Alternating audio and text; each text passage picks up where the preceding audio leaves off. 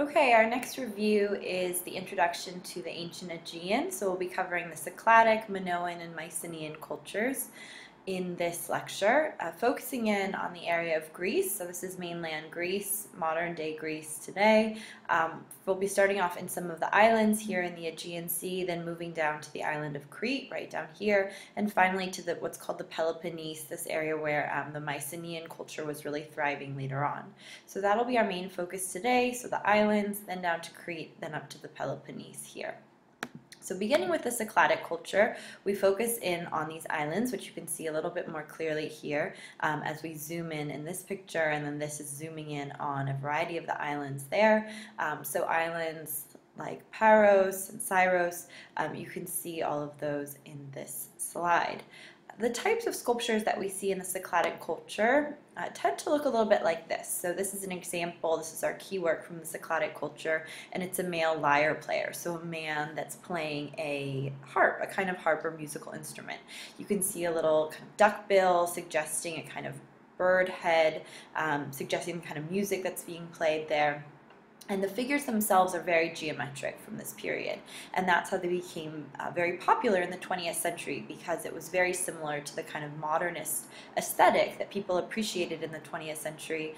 So a lot of people wanted these types of sculptures, these sculptures that were made of marble, that now all the pigment had come off of them. They're this very pure white color. The pigment was gone, and you have these very geometric forms. So the head is generally reduced to an oval. The arms are very much reduced to simple forms. The harp is, or the lyre, is very reduced to simple forms. So this was very appealing to people in the 20th century, appealing to modern artists. And this has led to a major problem of a lot of forgeries of these sculptures being produced. So they tend to be relatively small. Some of them are quite large. They can be many feet tall, but a lot of them are smaller. This one's 9 inches tall, so not even a foot tall.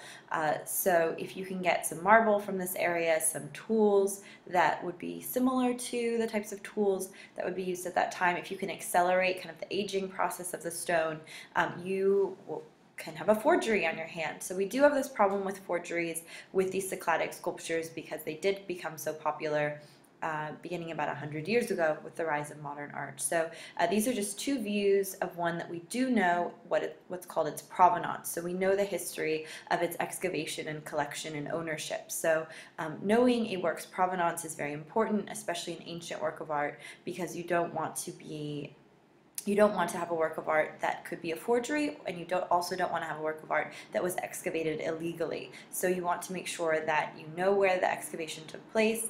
Sometimes you'll go to a museum and the work will say provenance unknown, but they'll maybe make a guess at where it came from. So usually you like to know where the provenance is, so you have the most complete information about the work, and you can do the best interpretation of it by knowing that provenance. Next off, we have the Minoan culture, going down to the area of Crete here. The representation of the human figure becomes a little bit less geometric in the Minoan period, and we also see evidence of a lot of extensive architecture during this period. So in the Cycladic period, we don't have any writing from that period, so what we see in the works of art is primarily guesswork.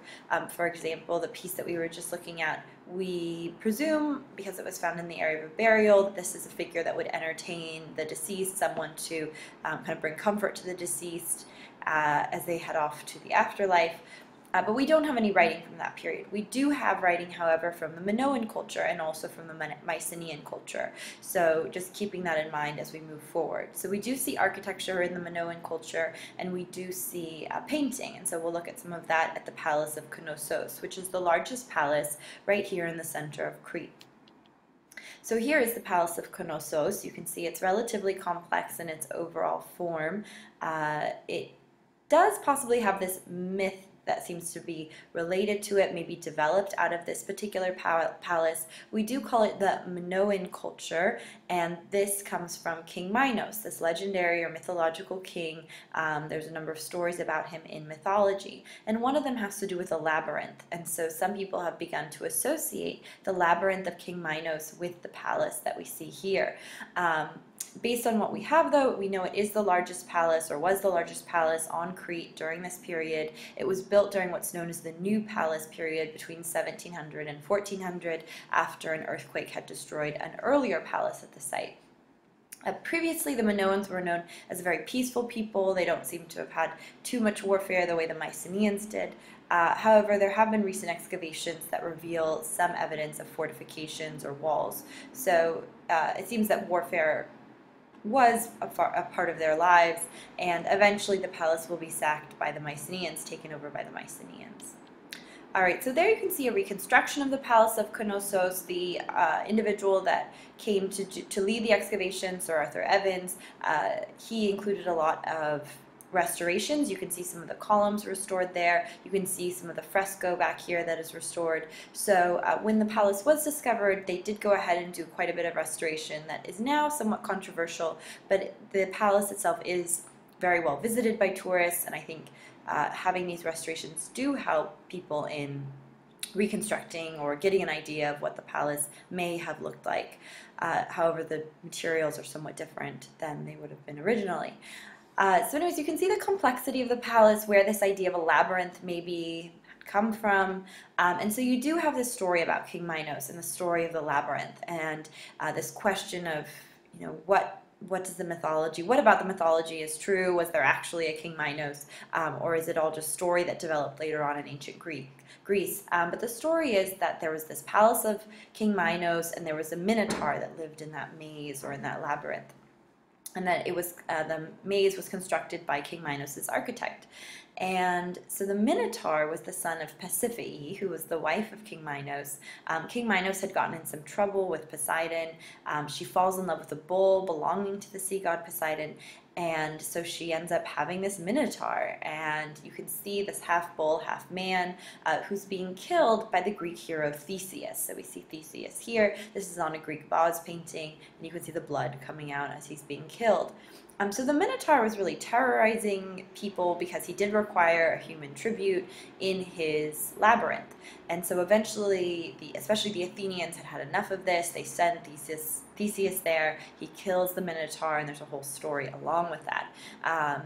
So possibly this Palace of Knossos could be the starting point of that myth, of that story about the labyrinth, due to its complexity.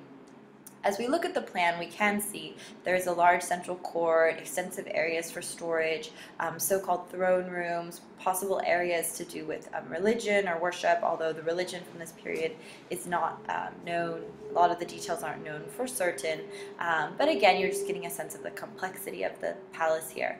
These are some of the reconstructions. Minoan columns start off quite thick at the top and then taper downwards to a smaller base. So just kind of keeping that in mind. Originally the columns would have been wood, and they've been replaced by cement. You can also see paintings back here, probably of shields. So the Minoan shields were wide at the top and then wide at the bottom, kind of leaving the area where the waist would be as a little bit more kind of tapered inwards.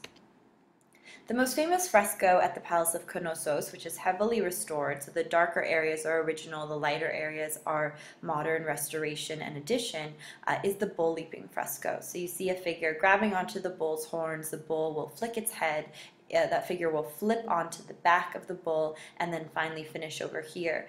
These figures are sometimes thought to be women due to their lighter skin. This is presumably a man. So that's one suggestion. However, these women don't seem to have the kind of indications of breasts that maybe we would look for. But anyways, another question to do with this fresco is this religious? Is this just entertainment? Unfortunately, we don't know for sure, but presumably this was a popular activity. We do see evidence of bull leaping in the ancient Near East as well as in Egypt, so it does seem to have spread around the Mediterranean at this point. Alright, our final site is Mycenae, which is in the Peloponnesian region. The Mycenaeans moved on to Crete. They established themselves at Knossos. Mycenae was the most significant site of this period. It's located right about here, so right about here on this map.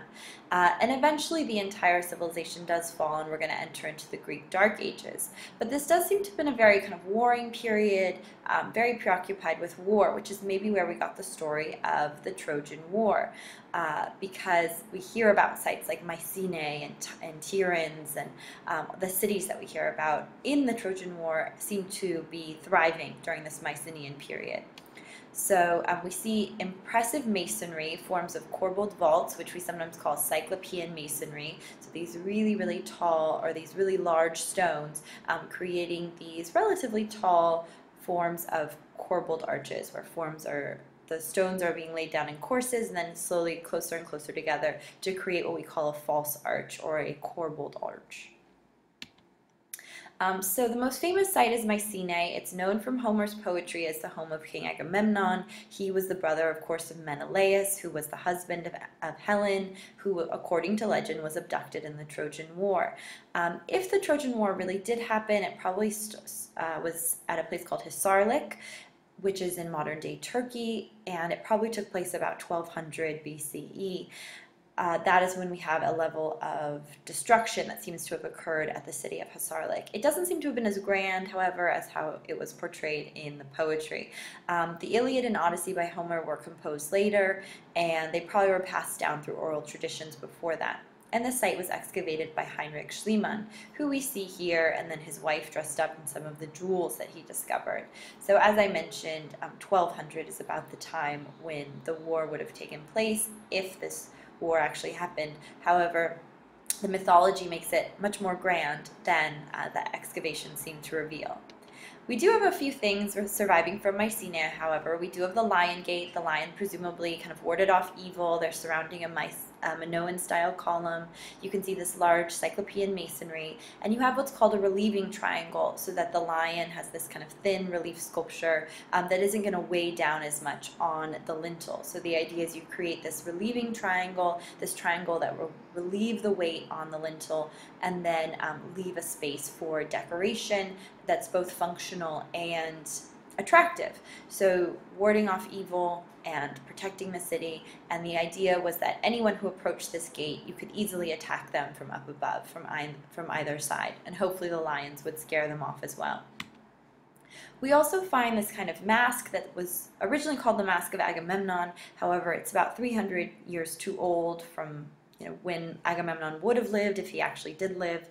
You can see it's a kind of beaten gold and would have been placed over, or would have been placed within the burial ground. It's in a grave circle that's now inside the city walls, or was later put into the walls of Mycenae, but originally was outside of the city walls.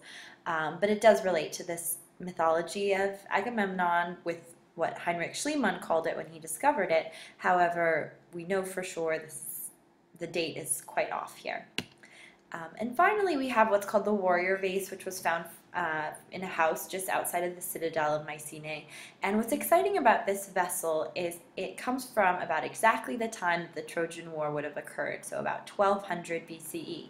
It's in the shape of a mixing bowl, and the style isn't necessarily that refined, but you get a sense of some of the things that are mentioned in Homer's poetry, such as the boar's tusk helmets. So you can see these little tusks sticking out from the helmets. You can see these figures going off with the type of armor and shields that they would have carried. And it's interesting because you see a figure kind of bidding them goodbye off to the side. So you see a woman here raising her arm, and then these figures moving in the opposite direction.